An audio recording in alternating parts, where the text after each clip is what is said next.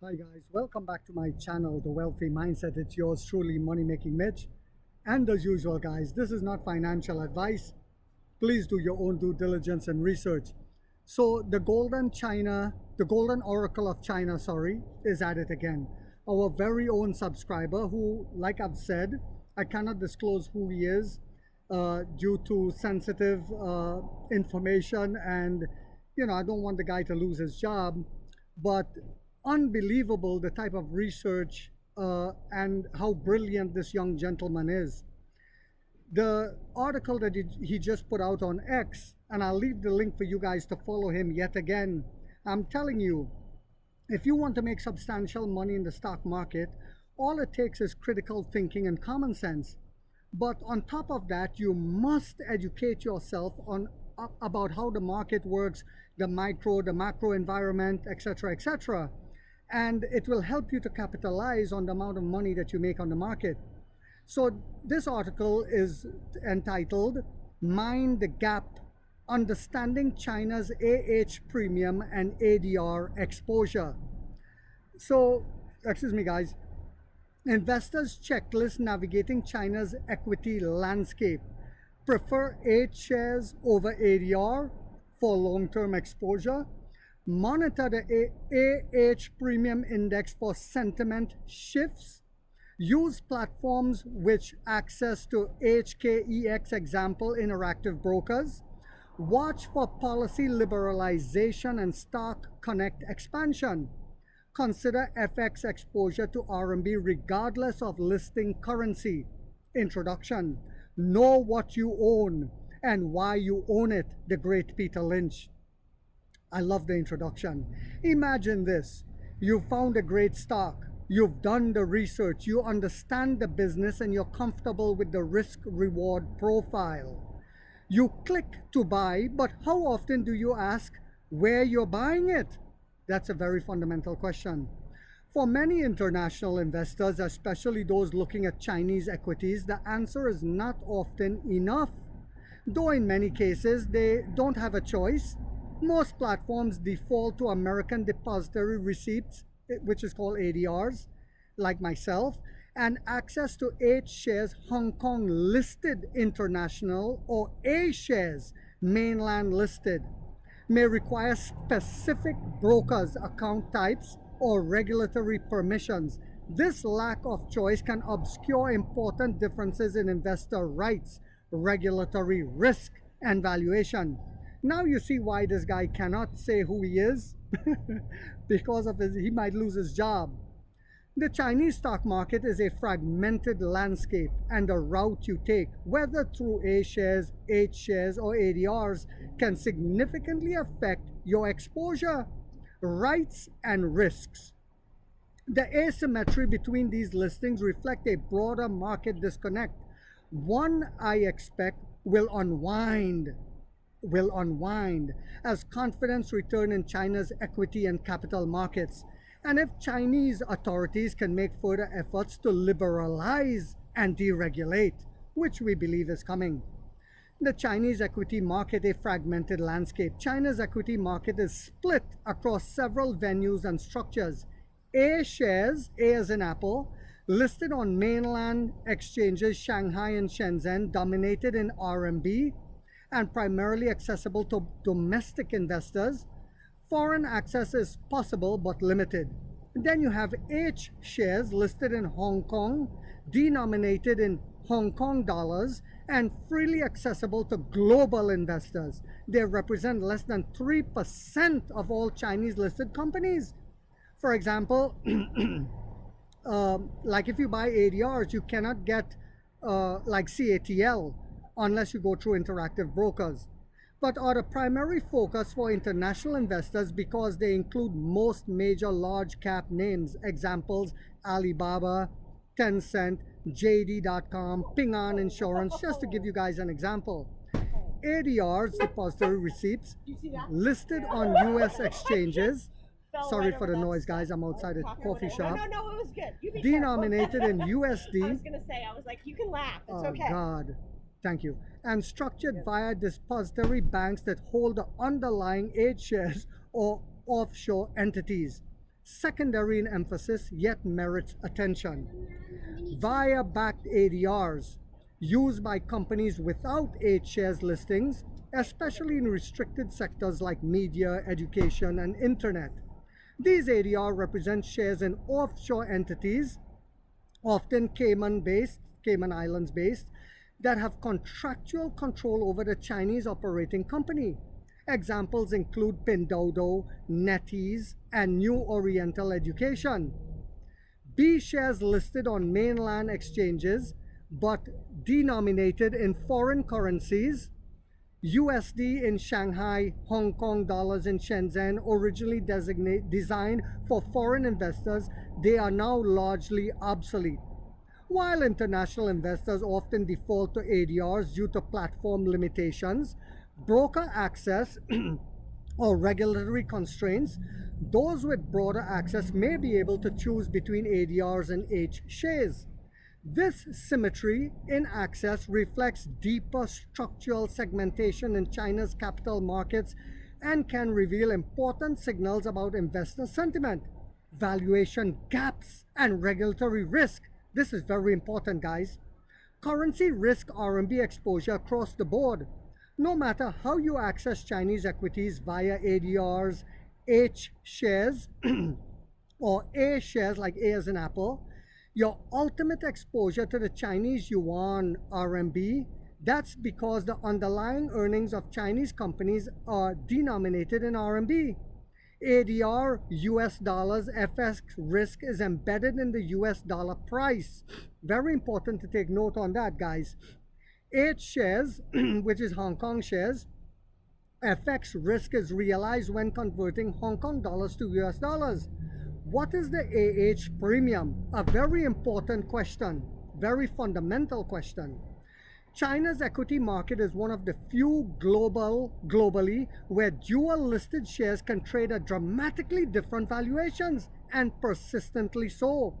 In most developed markets like the UK or Canada, cross-listed stocks like Rio Tinto show minimal price differences between exchanges due to strong arbitrage mechanisms, typically 1 to 2%. But in China, A shares mainland listed often trade at 20 to 60% premium over their H shares, Hong Kong listed counterparts, as seen with Costco Shipping Holdings, where the gap exceeds 20%. This reflects structural segmentation and investor behavior. Comparative example, Costco Shipping versus Rio Tinto. Costco A shares at 1451 in Hong Kong, whereas it's way higher in mainland China. So you get a deal if you buy it in the Hong Kong shares, in the Hong Kong market, Why the premium exists? Several structural and behavioral factors drive the divergence. Capital controls, limited arbitrage between mainland and offshore markets. Only since 2014 have Chinese investors been able to invest in H shares via southbound flows. Retail investors' dominance A shares are heavily influenced by domestic sentiment, often more speculative and momentum driven. Short selling constraints. A shares, A as in Apple, which is in mainland China, are harder to short, inflating prices. In contrast, H shares, Hong Kong shares, and ADRs have seen significant short interest in recent years. So allow me to also say this. Once NEO becomes a profitable company and they list in the Chinese mainland China A shares, you will see a significant spike in the share price over there. The Hang Seng Stock Connect China AH Premium Index measure the valuation gap between A shares and H shares. Range typically fluctuates between 100 and 150, meaning A shares are 0 to 50% more expensive.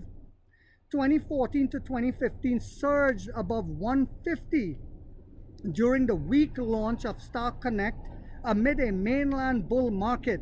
2018 to 2020 fell toward 120 as Hong Kong outperformed via southbound flows during trade tensions.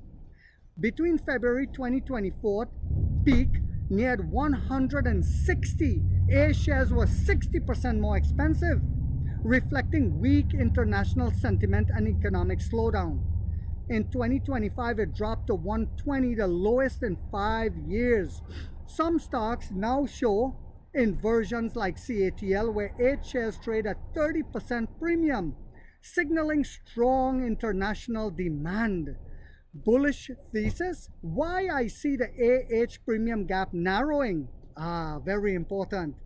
So what he's saying is the gap is going to narrow. So even if you buy the H shares, which is usually cheaper, the gap will narrow and they'll catch up to the A shares.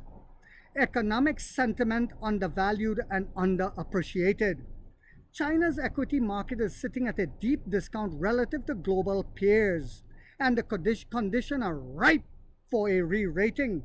The Chinese buffer indicator total market cap GDP stands at 67.4%, signaling undervaluation. Excuse me, guys. Compared to historical and international benchmarks, financial conditions, as outlined in my bond market thesis, are supportive of a bull run in equities.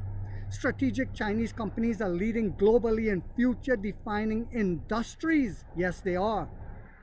CATL, world's largest EV battery maker with 37.9% global market share since in 2024, supplies Tesla, BMW, Volkswagen, a linchpin in the global EV supply chain, just to name a few of the EV companies.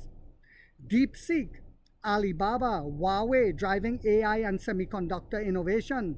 DeepSeek's LLMs rival GPT-4 at lower cost. Huawei's Ascend chip offer domestic alternatives to NVIDIA amid US export controls.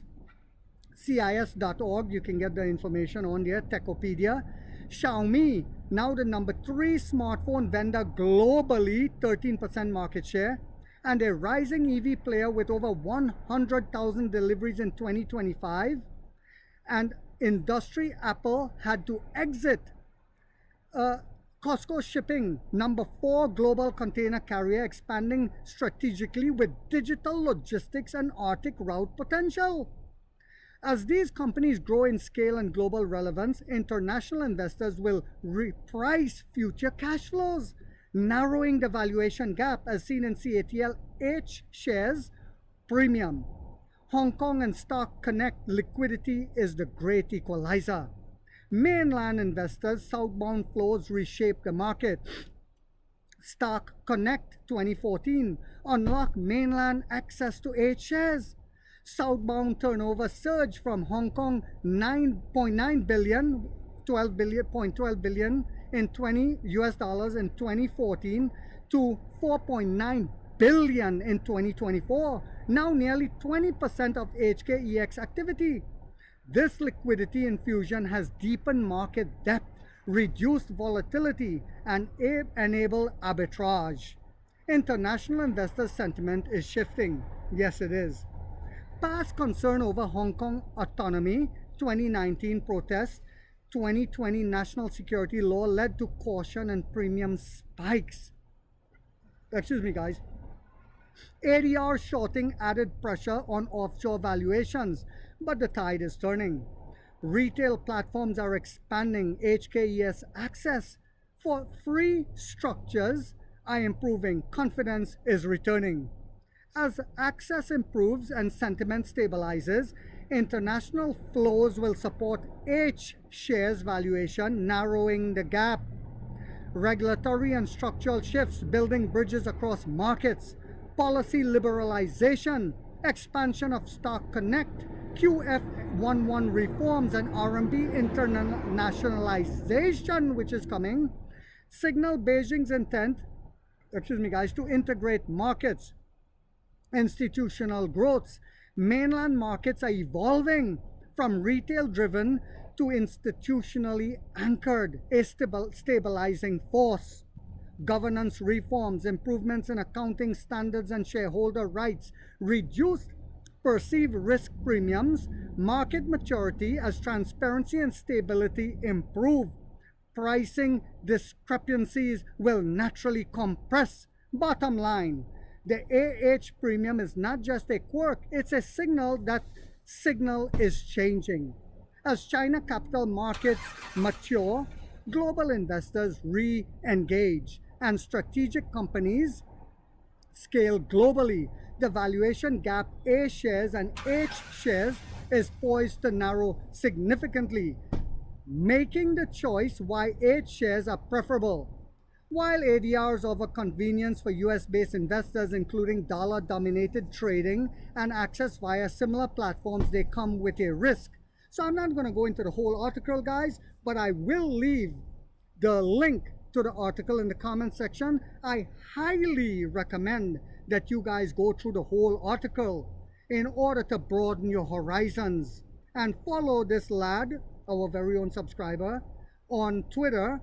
It will help you to, like I said, broaden your horizons and give you conviction into why you're buying into China. I hope you guys found this video yet again to be informational, inspirational, and motivational. If so, guys, don't forget to hit that thumbs up. It takes a lot of time to do these videos and the editing. And if you haven't yet subscribed, you might want to think about doing so, because in this channel, we are waking up the middle class for the first time to get a major piece of the pie from the ground level up as to how the games are played on Wall Street. And like 50 said, we get rich or we die trying, guys.